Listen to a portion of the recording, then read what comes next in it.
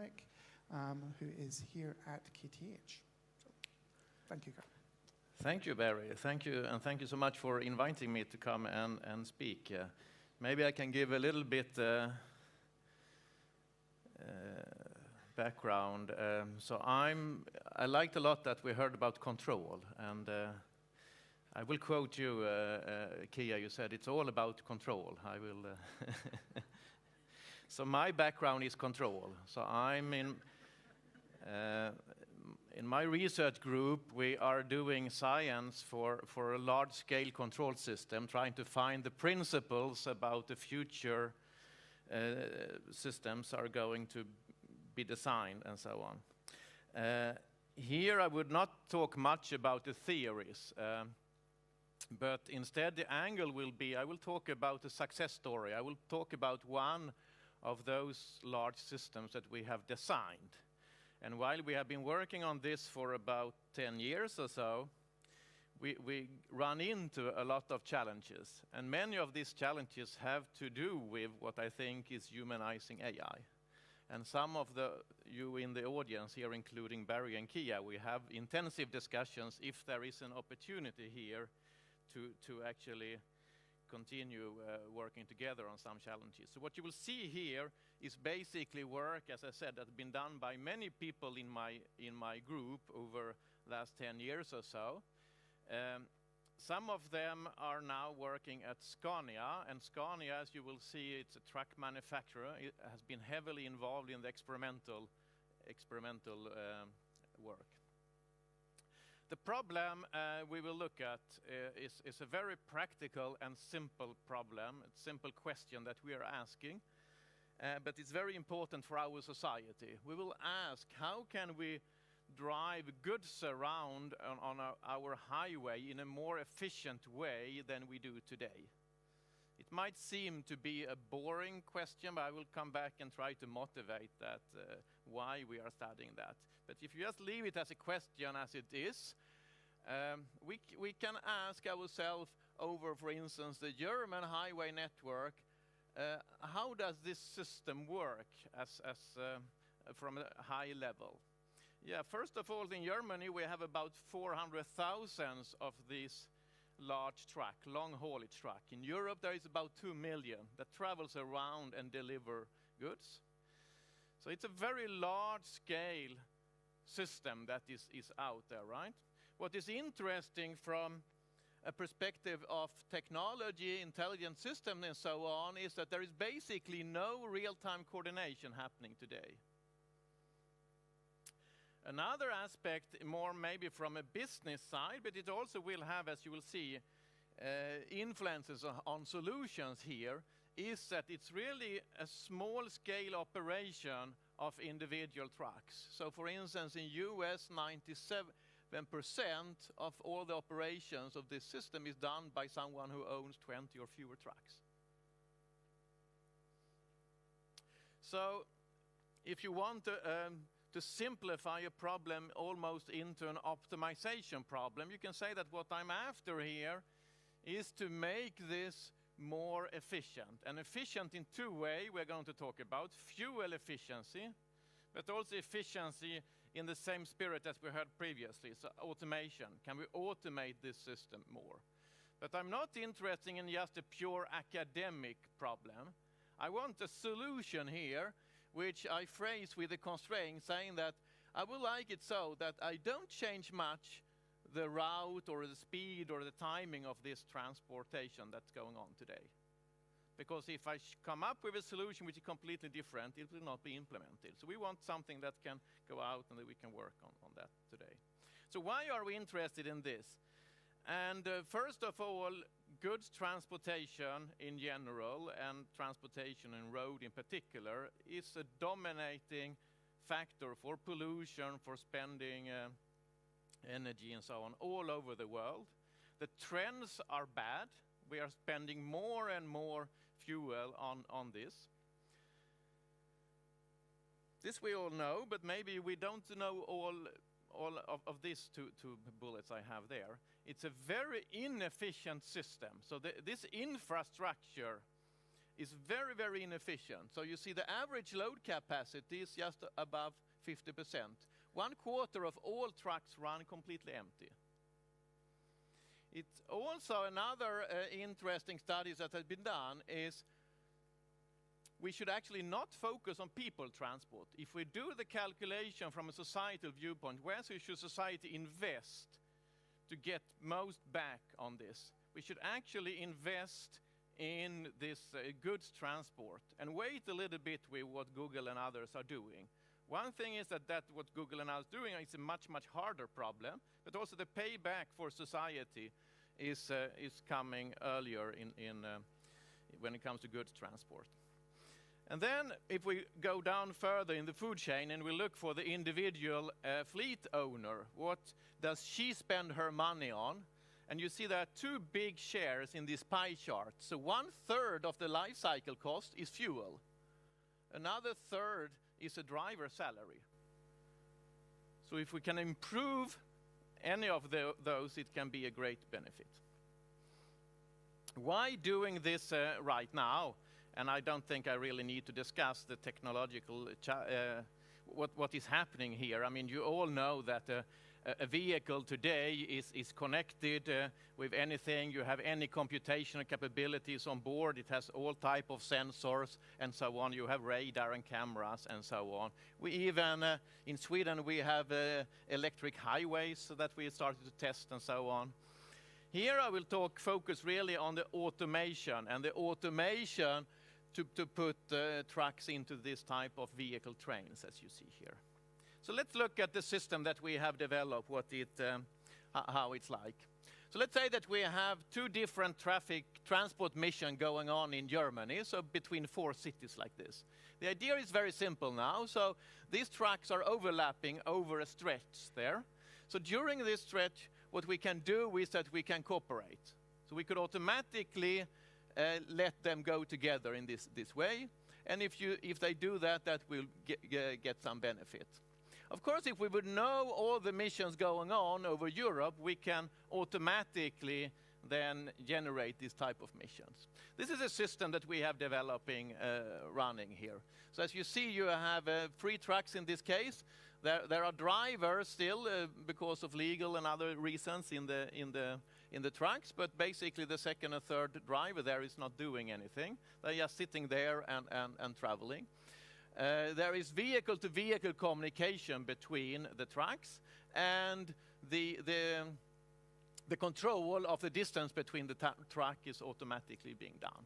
So this we can do, and many others can do. But of course, the whole story doesn't end with being able to go in a platoon like that. What we also need to be able to do is to form this platoon while we are on the highway. So what you now just saw, that the last truck was merging with the other trucks. But there are many more things that will happen. It will not look like this, right? There will be a car.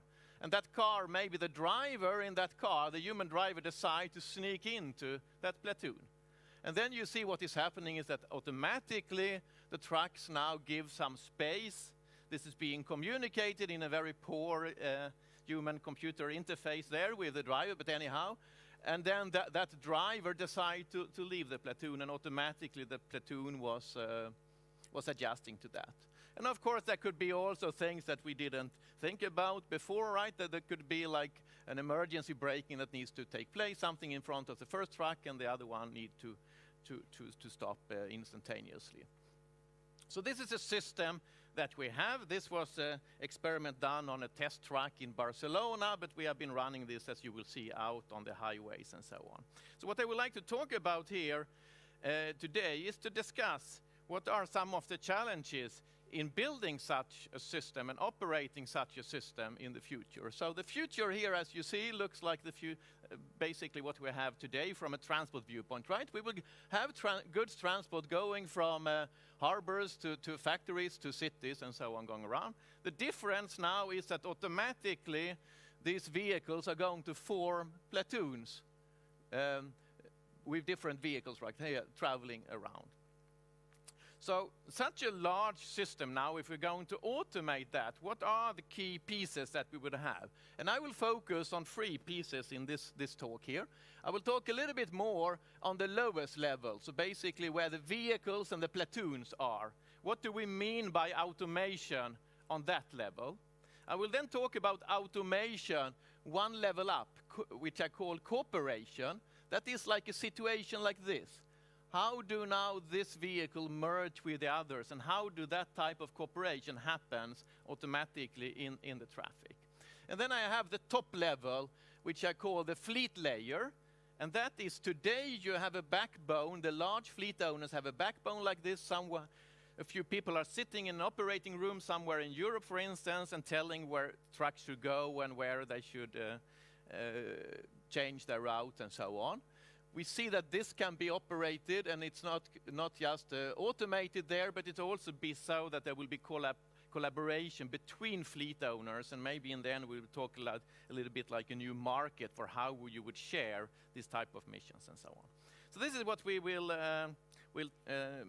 talk about. So basically these 3 different layers. But let's start a little bit with the bottom one, because I think there might be those who didn't see this stuff on the platoons before. So let me say a little bit more about what are we talking about, what type of technology. So in the control field, platoons have been studied for a long time.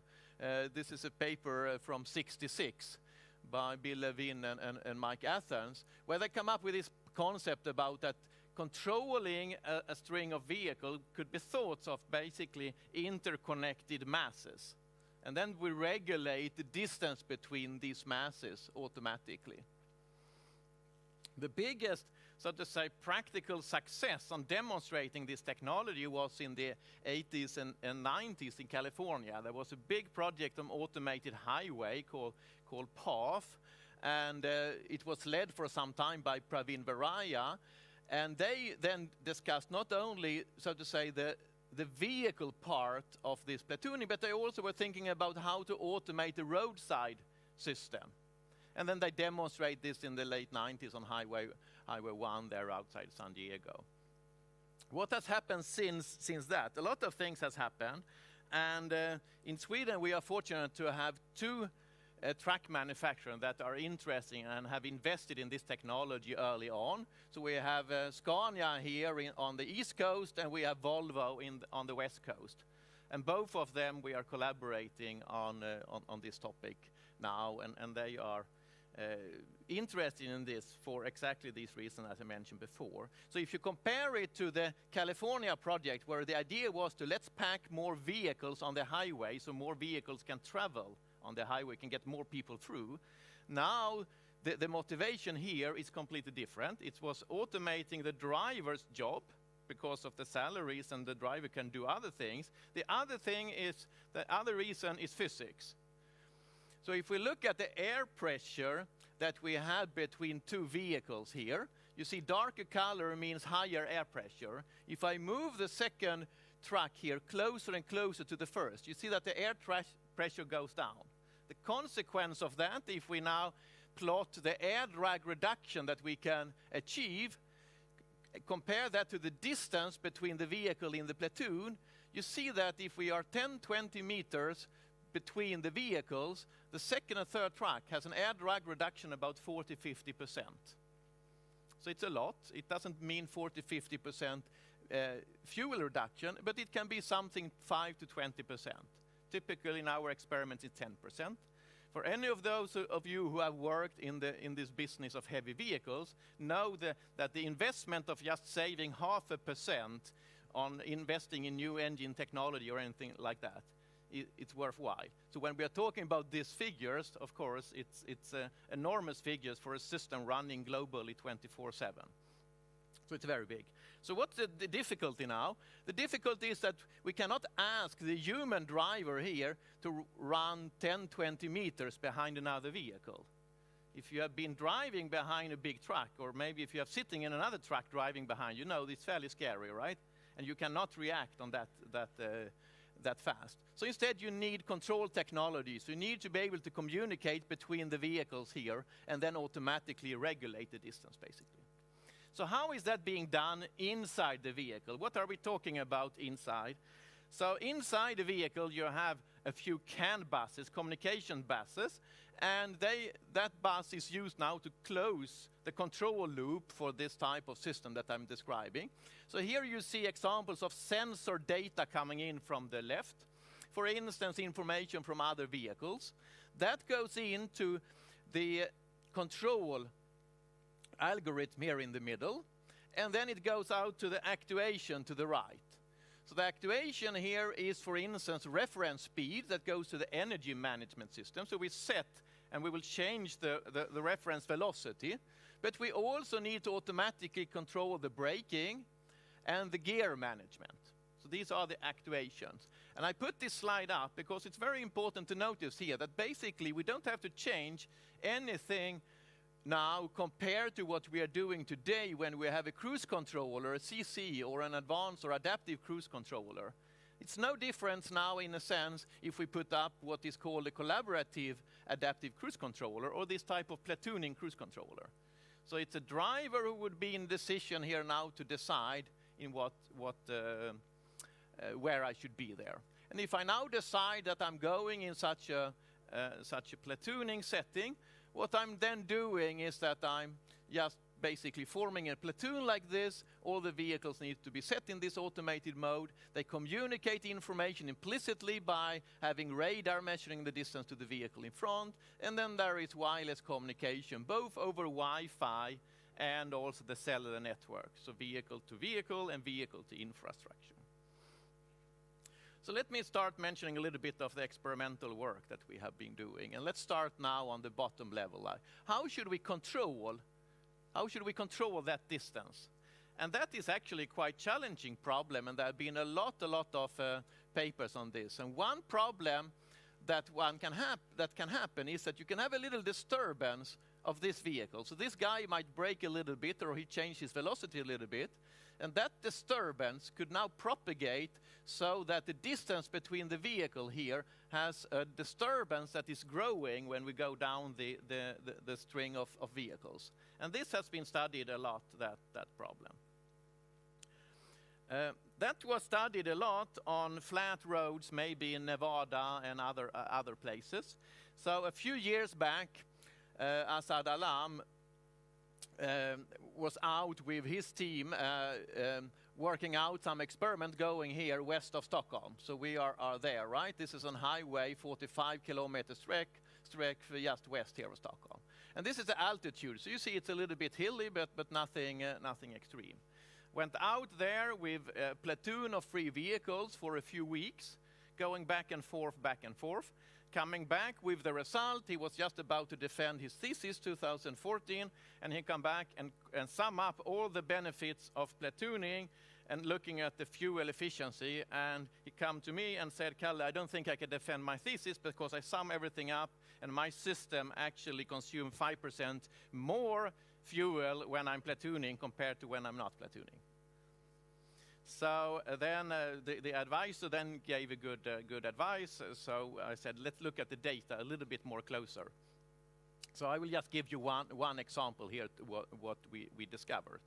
So the architecture we had was the one I described earlier. So very simple. Each vehicle has a controller that regulates the distance to the other vehicle like this.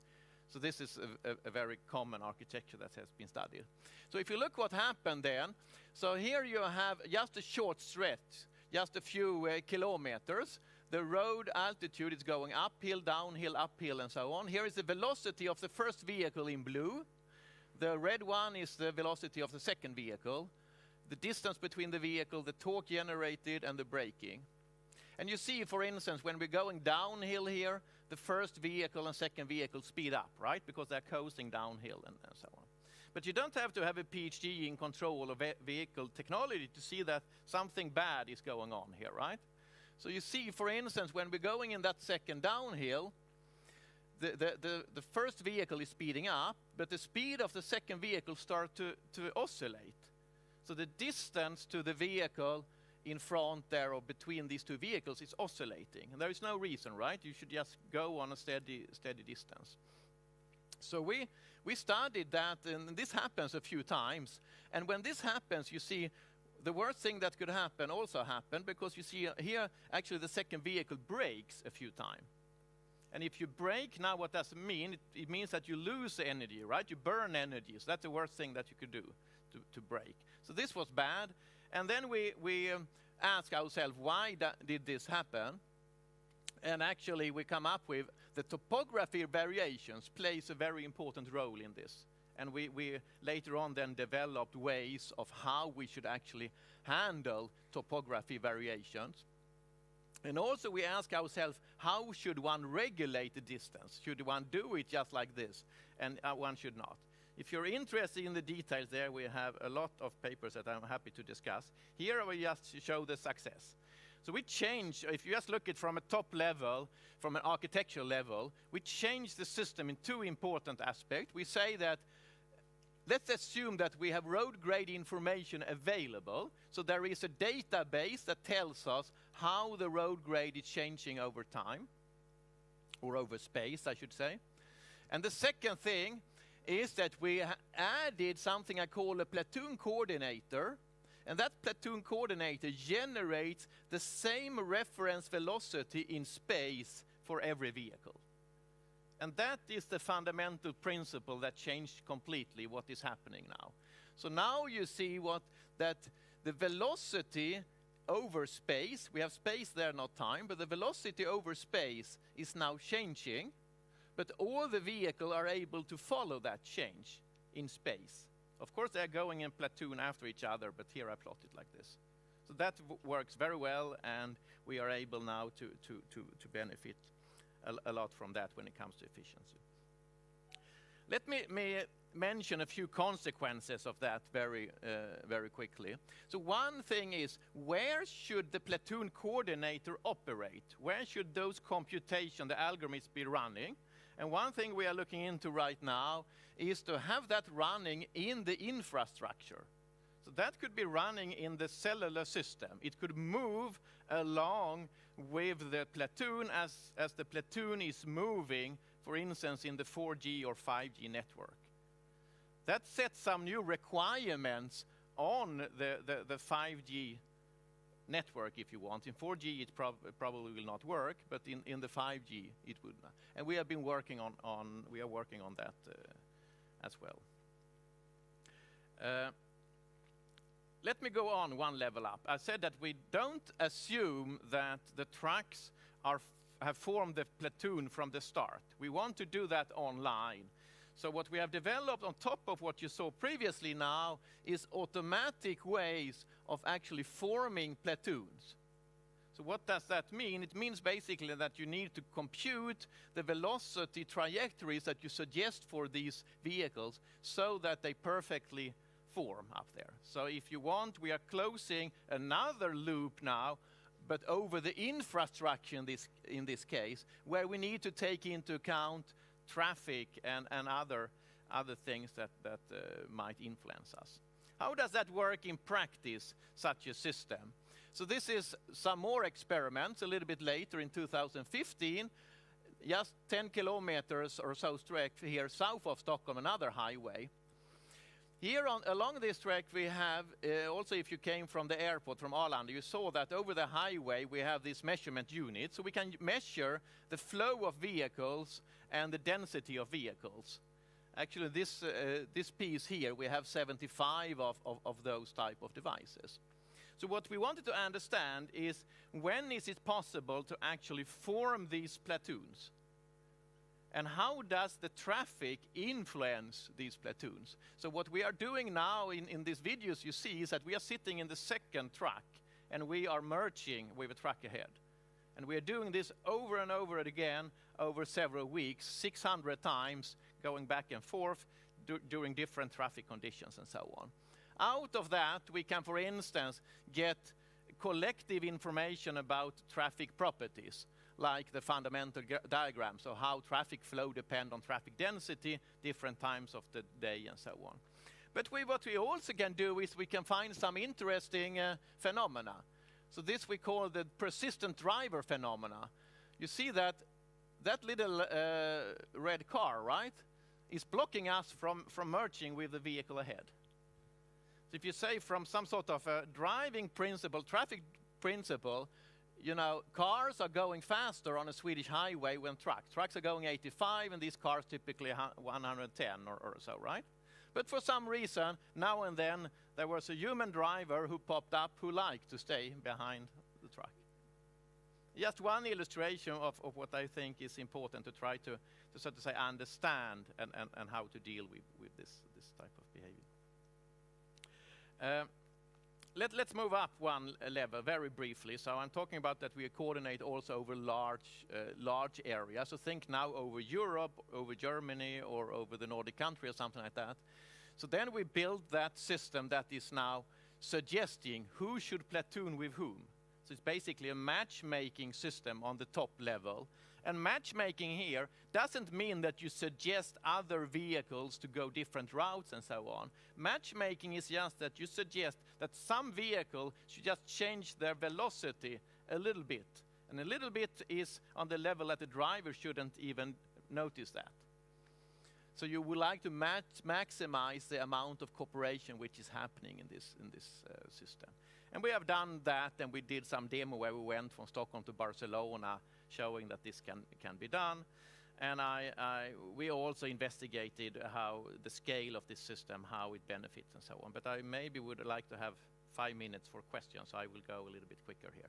Yeah, maybe this is also for the discussion afterwards. Another thing we're investigating now is that when this system is in place, and it's penetrating our highways, how does these vehicles now, the automated vehicle, how do they influence the rest of the traffic? And the nice thing, if you want it, when we now start talking about, so to say, the social impact that this system is that they have a positive impact. They work, for those of you who are electrical engineers, if there might be some in the audience, this is like a low-pass filter that you're adding. So you attenuate disturbances that, like you might have otherwise in traffic, where you have this go and stop motion. And this you can not only, so to say, simulate or implement and test like that, you can also reason about this, that the more of this automation, the better it is for reducing congestion. But let's come to the conclusion and some discussions here. So I've been showing one type of large-scale automated system that we have been working for some time. I went into a few pieces of this system and discussed some challenges and some things that we have been doing. We are continuing a lot of stuff, and if you don't have any questions, I pose 3 questions to myself here that I will answer. But anyhow, I didn't say anything, what should this cost and who should pay? Should this be a service that or should the driver, if I drive first in a platoon, should I get paid, or should the fleet owner subscribe to this, or should the traffic authority provide this market, or should Google build, or what? That's a very interesting question around that. Transport data. You know, we put our data, transport data into Uber, our personal data. Uber doesn't work in this setting, right? No companies, no fleet owner would give anyone their logistic data, because that's their competitive advantage, right? If someone else gets that data, they know who are your customers. How can you run this system and make this data secret and still succeed? This is something we have been running. And then I mentioned this a little bit about the human in the loop. If you think this is stupid, there are many now who are on the train to this. So this, when I gave this talk 5 years ago, maybe I thought it might happen or not. Now it will happen. And any of the big truck manufacturers are investing in this anywhere in the world, in Asia, in US, and in Europe. Europe is ahead. All the 6 truck manufacturers that we have in Europe are doing this. The big thing they are into now is trying to understand multi-brand platooning. So we have a rather big European project now where not just Scania is going to collaborate with Scania, right? But what happens when you mix this, and what information do you need to share with that? So with that, I would like to thank you very much for your attention.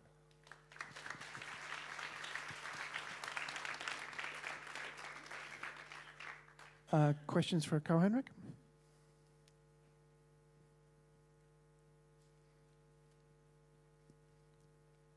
you very much for the talk. I have one question. I think you motivated that we should look at freight transport, but I think car transport is still something which is, especially around towns and also for commuting, really sort of something that impacts people's life, perhaps not necessarily from the resource perspective. And my question is now, you could really imagine sort of having, if that technology works here, having a cap that takes 100 cars. So like sort of these things. Would the technology be there? If I would go out today and say, I want to do a company that basically I offer this front driver and you can subscribe to me and I basically get you the 50 kilometers into Munich every day, whatever. Would this technology be there in the next years? So there have been this idea. Actually, you might have noticed that on this early slide I show on the Volvo truck, there were a few Volvo cars going behind it. So Volvo had an early project where they had this idea that maybe if the cars could hook up to a truck.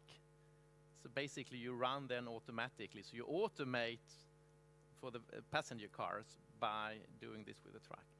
I think that, I mean, there are different answers to, in general, what you are hinting at, and that is, you know, how much and how quickly are we changing the infrastructure, right, here. So why I pointed out in the beginning this thing about we should maybe look a little bit more into goods is that if you look at the whole transport system, right, we know that that is spending something like 1/3 of all the energy. It's about 1/3 of that is goods, 2/3 is people.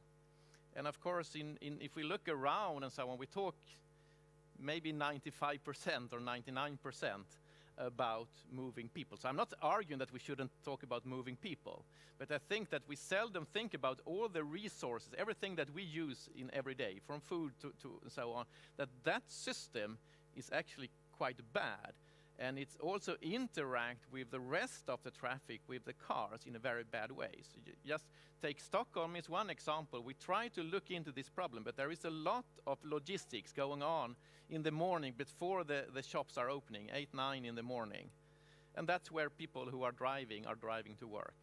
And there are some big shops downtown that have up to like 400-500 deliveries a day downtown. And you say, why not, you know, do this in a more collaborative way? So I think that some of that is technology, but a lot of that is other aspects. It could be regulations from a city or from authority, but it's also business that needs to be changed there.